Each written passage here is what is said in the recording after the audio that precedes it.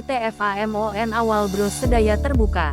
Kegiatan usaha utama, bergerak di bidang aktivitas perusahaan holding, aktivitas konsultasi manajemen lainnya, dan jasa pelayanan kesehatan melalui perusahaan anak. Berkedudukan di Jakarta, Indonesia. Penawaran umum perdana saham, sebanyak-banyaknya 302.222.300 saham baru, dengan nilai nominal Rp10 setiap saham, yang mewakili sebesar-besarnya 2,28% dari modal ditempatkan. Saham yang ditawarkan kepada masyarakat dengan harga penawaran Rp900 sampai dengan Rp950 setiap saham. Jumlah seluruh nilai penawaran umum perdana saham ini adalah sebanyak-banyaknya sebesar Rp288.111.185.000. Berssamaan dengan penawaran umum perdana saham, perseroan akan menerbitkan sebanyak-banyaknya 697 juta saham biasa atas nama dalam rangka pelaksanaan Mandatory Convertible Bond kepada Archipelago Investment T. Ltd. yang diterbitkan berdasarkan Mandatory Convertible Bond Subscription Agreement tanggal 18 April tahun 2022. Aksi tersebut merupakan aksi perubahan suatu utang menjadi ekuitas atau saham. MCB Archipelago diterbitkan dengan nilai pokok nominal sebesar Rp627.300.000.000.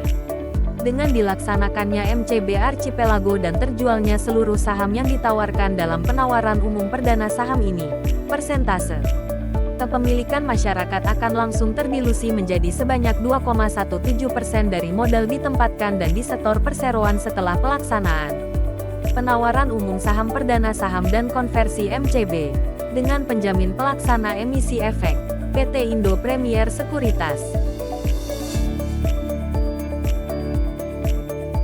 Kemudian kita lihat dari porsi pemegang saham perseroan setelah melakukan penawaran umum dan konversi utang jadi saham sebagai berikut. 1. PT Famon Obor Maju akan memegang sekitar 51,19%. 2. PT Awal Bros Citra Batam akan memegang sekitar 22,00%. 3. PT Sehat Abadi Cemerlang akan memegang sekitar 14,23%. 4. PT Saratoga Investama Sedaya Terbuka akan memegang sekitar 2,85%. 5. Yos Effendi Susanto akan memegang sekitar 2,58%. 6. Masyarakat akan memegang sekitar 2,17%. 7. Archipelago Investment T. Ltd. akan memegang sekitar 4,99%.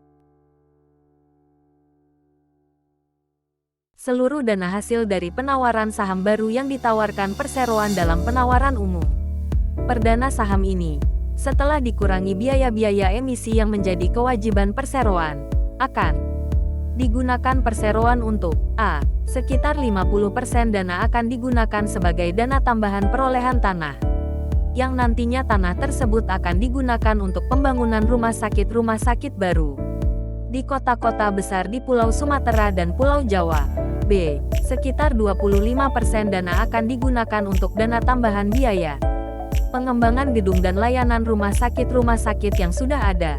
C. Sekitar 25% dana akan digunakan untuk dana tambahan pembiayaan pembangunan gedung rumah sakit baru. Selanjutnya kita lihat dari laporan posisi keuangan perseroan. Dari total aset perseroan mengalami peningkatan signifikan dari tahun ke tahun, dengan liabilitas juga mengalami peningkatan. Jika dibandingkan tingkat liabilitas perseroan masih aman karena masih di bawah 1 kali ekuitas. Kemudian ekuitas perseroan juga mengalami peningkatan dari tahun ke tahun. Selanjutnya kita lihat dari laporan laba rugi perseroan.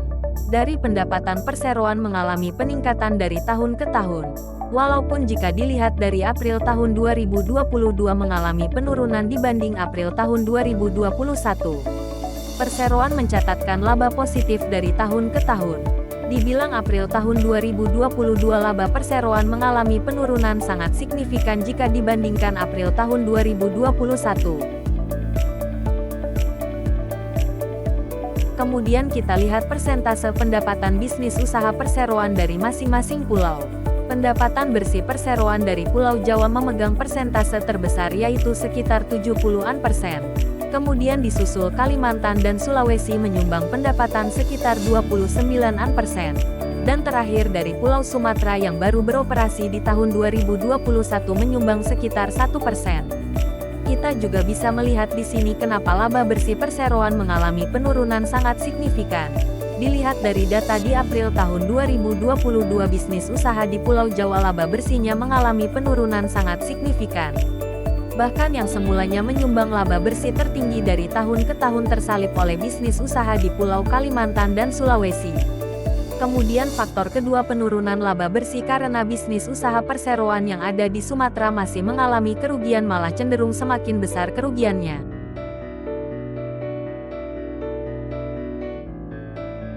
Selanjutnya kita lihat dari laporan arus kas perseroan. Dari arus kas, aktivitas operasi perseroan positif dari tahun ke tahun. Tapi jika dilihat di April tahun 2022, perseroan mencatatkan arus kas operasi negatif. Hal itu disebabkan peningkatan pembayaran pemasok. Kemudian dari arus kas, aktivitas investasi perseroan di April tahun 2022 mengalami penurunan. Mungkin ini keputusan benar karena isu resesi ekonomi dunia, perseroan jadi mengikat uang kasnya. Walaupun begitu, jika dilihat di tahun sebelumnya perseroan masih aktif melakukan investasi. Kemudian dari arus kas, aktivitas pendanaan perseroan masih cukup aktif melakukan penarikan hutang. Walau begitu, jika dilihat perseroan melakukan pengurangan penarikan hutang jangka panjang cukup signifikan.